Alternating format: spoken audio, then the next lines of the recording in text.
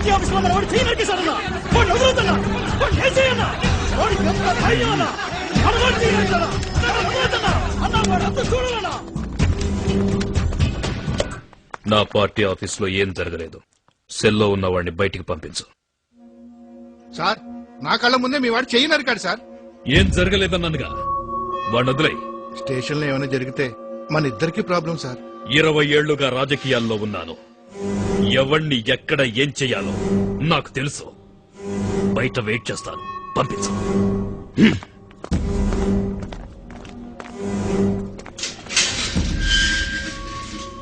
నీ మీద ఏ కేసు లేదు, నువ్వు వెళ్ళొచ్చు.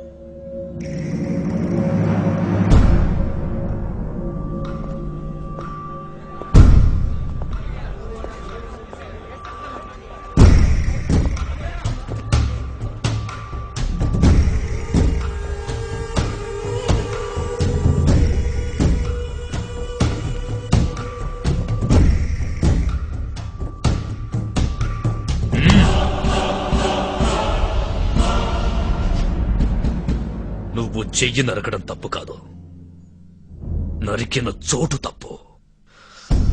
నా పార్టీ ఆఫీస్కొచ్చి నా మనిషినే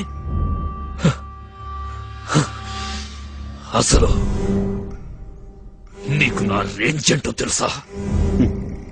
ఒక్కడి కోసం 100 మందిని వెంటేసుకొచ్చావు. అప్పుడే అర్థమైంది నువ్వేమిటో, నీ రేంజ్ ఏమిటో. ఎంత ధైర్యం నీకు? గుండె మీద చెయ్యి వేశావు, తెలియలేదా? అక్కడున్న నా పవర్.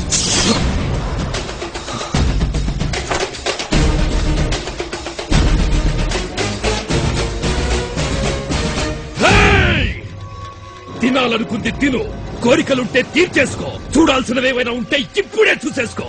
సరిగ్గా రేపు సాయంత్రం 4 గంటలకి నీ ఫ్యామిలీలో ఒక్కరు కూడా మిగలరు, తెలుసుకో.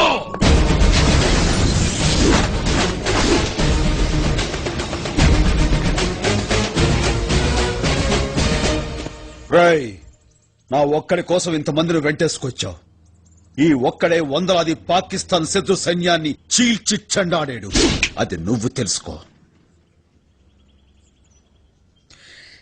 నీ మంచిగా చెప్తున్నాను.